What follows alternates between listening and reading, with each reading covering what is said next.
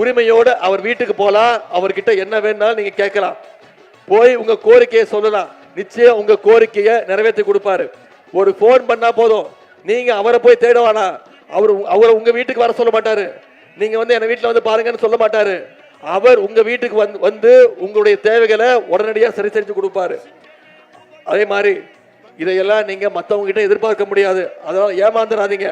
அண்ணன் ஆண்ட்ரி சேகர் அவர்கள் பங்களாவில் இருக்கக்கூடிய பண்ணையார் கிடையாது. உங்க மண்ணின் மைந்தர், உங்க பக்கத்து வீட்டில் இருக்கக்கூடிய உங்கள ஒருத்தர். பெரம்பூர்ல வேற யாராச்சும் வந்துட்டாங்கன்னா ஞாபகம் வச்சுக்கோங்க, அண்ணன் ஆண்ட்ரி சேகர் அவர்கள் தவிர வேற யாருக்கு வாய்ப்பு கொடுத்துட்டீங்கன்னா, அப்படி தப்பி தவறி வந்தாங்கன்னா, நாளைக்கு ஒரு சின்ன பிரச்சனைனா கூட 30 கிலோமீட்டர் நீங்க போய் அவங்க பங்களா வீட்டு வாசல்ல கேட்டு முன்னாடி நீங்க நிக்கணும். அந்த கேட்டுக்கு உள்ளார கூட உங்களை உள்ள விட மாட்டாங்க. ஞாபகம் வச்சுக்கோங்க. இந்த கொடுமையெல்லாம் சுயமரியாதை உள்ள பெரம்பூர் மக்களுக்கு வேண்டாம் அப்படின்னு உங்களுக்கு ஞாபகப்படுத்துறதுக்கு தான் நான் வந்திருக்கிறேன். சுறுசுறுப்புக்கும் உழைப்புக்கும் பேர் போன அண்ணன் ஆண்ட்ரி சேகர் அவர்கள் வேணுமா? ஓய்வுக்கும் சோம்பேறித்தனத்துக்கும் பேர் போன வெறும் அட்டக்கத்தைகள் உங்களுக்கு வேணுமாங்கிறத இந்த தேர்தலில் நீங்க முடிவு பண்ணுங்க.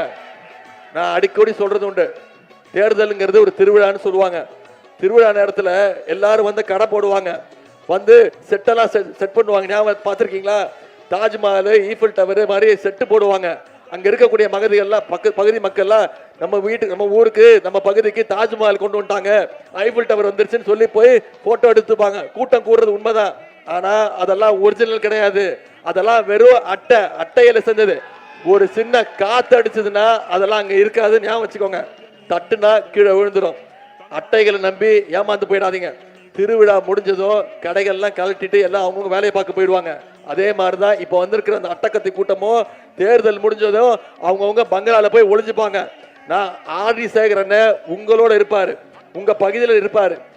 படத்துல நிறைய ஹீரோக்களை பார்த்திருப்போம். நிஜத்துல ஒரு ஹீரோன்னா எப்படி இருக்கணும் உங்களுக்கு தெரியும். யாருக்கும் பயப்படாம இருக்கணும்.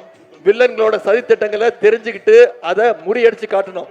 அப்படிப்பட்ட ஒரு ஹீரோ இன்னைக்கு தமிழ்நாட்டில் இருக்காருன்னா அது நம்முடைய தலைவர், நம்முடைய முதலமைச்சர் அவர்கள் தான். ஞாபகம் வச்சுக்கோங்க.